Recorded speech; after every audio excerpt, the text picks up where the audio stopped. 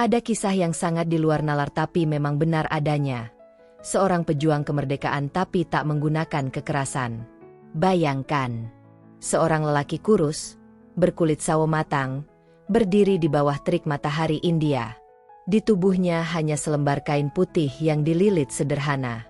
Di depannya, ratusan tentara Inggris berbaris tegak, dengan bayonet berkilat dan mata penuh ancaman.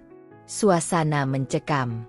Angin berhembus membawa debu dan bisik doa dari ribuan rakyat yang duduk di belakangnya. Tapi lelaki itu tak gentar. Ia menatap ke depan. Tenang, tak ada kebencian di matanya. Lelaki itu bernama Mohandas Karamchand Gandhi. Ia tidak membawa senjata. Ia tidak memimpin pasukan. Namun dunia mengenalnya sebagai Mahatma, jiwa yang agung. Karena dalam diamnya, dalam langkah pelannya, tersimpan kekuatan yang mampu mengguncang kekaisaran terbesar di dunia. Satu awal dari sebuah keyakinan. Tapi sebelum menjadi sosok yang digetarkan oleh dunia, Gandhi hanyalah seorang anak pemalu dari kota kecil Porbandar, di barat India. Lahir pada 2 Oktober 1869, ia tumbuh dalam keluarga religius yang memegang kuat nilai kebenaran dan kesederhanaan. Ayahnya seorang pejabat, sementara ibunya, Putlibai, dikenal saleh, tekun berpuasa, dan penuh kasih.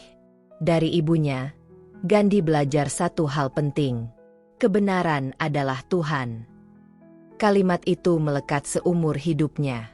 Namun perjalanan Gandhi tidak langsung lurus. Di masa muda, ia justru sempat bingung mencari jati diri. Ketika kuliah hukum di London, ia sempat mencoba meniru gaya hidup barat, memakai jas rapi, makan roti dan sup, bahkan belajar cara berbicara seperti orang Inggris. Tapi jauh di dalam hatinya, ia merasa kosong. Ketika kembali ke India, Gandhi gagal membangun karir sebagai pengacara. Ia terlalu gugup untuk berbicara di pengadilan. Hingga suatu hari, datanglah surat tawaran kerja dari Afrika Selatan. Sebuah negara yang saat itu dikuasai kulit putih dan menerapkan diskriminasi rasial yang kejam. Afrika Selatan, tempat di mana keadilan terluka. Disinilah segalanya berubah. Tahun 1893, Gandhi naik kereta menuju Pretoria. Ia duduk di gerbong kelas 1, sesuai tiket yang ia beli. Tapi seorang pria kulit putih datang, menatapnya dengan jijik, lalu memanggil petugas. "Orang berkulit gelap tidak boleh di sini," bentaknya. Gandhi menolak pindah. Ia menunjukkan tiketnya. Namun tentara datang, menariknya keluar, dan melemparnya ke stasiun malam yang dingin. Malam itu, Gandhi duduk di lantai stasiun dengan tubuh menggigil. Tapi yang terasa lebih dingin adalah hatinya, antara marah dan sadar. Disitulah ia merenung. Jika aku membalas kebencian dengan kebencian, maka aku tidak berbeda dengan mereka. Malam itu menjadi titik balik dalam hidupnya. Ia tidak memilih jalan kekerasan, tapi jalan kebenaran dan cinta kasih. Dari sanalah lahir filosofi yang kelak mengguncang dunia. Satya dan Ahimsa, kebenaran dan tanpa kekerasan. 3 lahirnya, Satyagraha, perlawanan tanpa senjata. Selama 21 tahun di Afrika Selatan, Gandhi melawan ketidakadilan dengan cara yang belum pernah dilakukan siapapun. Ia mengajak rakyat India di sana untuk melawan diskriminasi, tapi bukan dengan senjata, melainkan dengan keberanian moral. Mereka mogok kerja, menolak membayar pajak yang tidak adil, dan menolak patuh pada aturan diskriminatif. Jika mereka dipenjara, mereka menerimanya dengan sabar. Jika mereka dipukul, mereka tidak membalas. Gandhi menyebutnya Satyagraha, yang artinya berpegang teguh pada kebenaran. Dunia mencatat, inilah pertama kalinya konsep perlawanan tanpa kekerasan diterapkan secara nyata dan berhasil. Pemerintah kolonial akhirnya luluh menghadapi kekuatan moral yang tak bisa ditembak atau dibungkam. Ketika Gandhi kembali ke India pada tahun 1915, ia sudah menjadi simbol. Sosok yang membawa harapan baru bagi bangsa yang telah ratusan tahun dijajah Inggris. 4. India, tanah air yang dirindukan dan disakiti. India pada masa itu adalah negeri yang indah tapi terluka. Bangsa besar dengan sejarah panjang, namun hidup dalam kemiskinan dan perpecahan. Inggris menguasai segalanya, dari tambang, pabrik, hingga pangan. Rakyat diperas demi keuntungan kolonial. Gandhi melihat penderitaan itu dan tahu, inilah medan juangnya. Tapi ia juga sadar, melawan dengan kekerasan hanya akan menimbulkan darah dan kebencian baru. Maka ia berkata, kita tidak akan menundukkan Inggris dengan senjata. Kita akan menundukkan mereka dengan hati. Ia mulai dengan hal-hal kecil, menyerukan rakyat untuk memakai kain buatan sendiri dan meninggalkan kain impor Inggris. Ia memutar alat pintal sederhana di depan umum. Hadi, simbol kemandirian. Bagi Gandhi, memintal kain bukan sekadar pekerjaan. Itu pernyataan. Kita cukup dengan milik kita sendiri. Kita bisa berdiri tanpa penjajah. 5. Perlawanan garam. Saat laut menjadi senjata. Tahun 1930, Inggris menetapkan pajak atas garam, benda yang sederhana tapi vital bagi rakyat miskin. Tak ada yang boleh membuat garam sendiri. Semua harus membeli dari pemerintah. Bagi Gandhi, ini bukan hanya soal garam. Ini soal harga diri bangsa.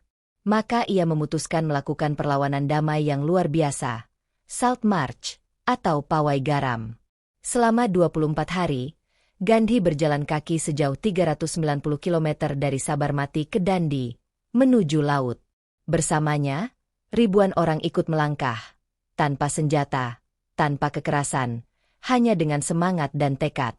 Sepanjang jalan, ribuan rakyat menyambutnya, meneteskan air mata, berdoa, dan ikut berjalan. Saat tiba di pantai, Gandhi membungkuk, mengambil segenggam air laut, dan menguapkannya jadi garam. Satu tindakan kecil yang mengguncang dunia. Media internasional memberitakan, seorang lelaki kurus membuat gemetar kekaisaran Inggris dengan segenggam garam. Dan benar, gelombang perlawanan rakyat India meledak di mana-mana. Tapi Gandhi tetap menegaskan, jangan pernah membalas kekerasan dengan kekerasan. Kita tidak boleh menjadi musuh bagi siapapun. 6. Penjara dan doa.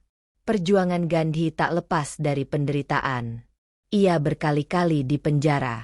Tapi di dalam sel sempit itu, ia justru menulis buku, berpuasa, dan berdoa. Ia berkata, kebebasan tanpa pengendalian diri hanyalah bentuk baru dari perbudakan. Dalam gelap penjara, ia merenungkan arti sejati perjuangan. Baginya, merdeka bukan sekadar mengusir penjajah, tapi membebaskan diri dari kebencian dan keserakahan. Setiap kali keluar penjara, Gandhi disambut lautan manusia. Tapi ia tak pernah mengangkat tangan dengan kebanggaan. Ia menunduk, memberi salam, dan berkata, aku hanya seorang pelayan kebenaran. 7. Menyatukan negeri yang terpecah. Ketika perjuangan menuju kemerdekaan India semakin dekat, cobaan terbesar datang, perpecahan antara Hindu dan Muslim. Inggris dengan licik memainkan politik, pecah belah. Rakyat India yang dulu bersatu kini saling curiga dan berperang. Gandhi menolak. Ia berpuasa hingga berhari-hari tanpa makan, berharap darah berhenti mengalir di tanah kelahirannya. Aku tidak ingin kemerdekaan yang dibayar dengan kebencian. Namun konflik tetap pecah. India akhirnya merdeka pada 15 Agustus 1947. Tapi Pakistan lahir sebagai negara terpisah. Di tengah kegembiraan rakyat, Gandhi justru menangis. Ia merasa gagal menyatukan bangsanya. 8. Kematian yang menyentuh langit. Tanggal 30 Januari 1948. Pagi itu, Gandhi berjalan menuju Taman Birla House di New Delhi untuk menghadiri doa bersama. Tubuhnya tampak lemah, tapi langkahnya tetap mantap. Tiba-tiba seorang lelaki bernama Nathuram Godse muncul dari kerumunan. Ia menuduh Gandhi terlalu memihak kaum Muslim dan mengkhianati Hindu. Tanpa banyak kata, ia menembakkan pistol ke arah Gandhi. Peluru menembus dada lelaki yang selama hidupnya menolak kekerasan. Tubuh Gandhi rebah perlahan, dan dari bibirnya keluar kata terakhir. Hei Ram. Ya Tuhan. Dunia terdiam. Bukan hanya India yang kehilangan pahlawan, tapi seluruh umat manusia kehilangan simbol cinta dan kebenaran. 9 warisan yang tak pernah mati. Hari itu, jutaan orang turun ke jalan. Lautan manusia mengikuti arak-arakan jenazah Gandhi. Tangis dan doa bersatu dalam langit India. Namun seperti kata-katanya sendiri, kau bisa membunuh tubuhku, tapi bukan kebenaranku. Dan benar, warisannya hidup selamanya. Prinsip ahimsa, tanpa kekerasan, dan satyagraha, teguh pada kebenaran, menjadi cahaya bagi dunia.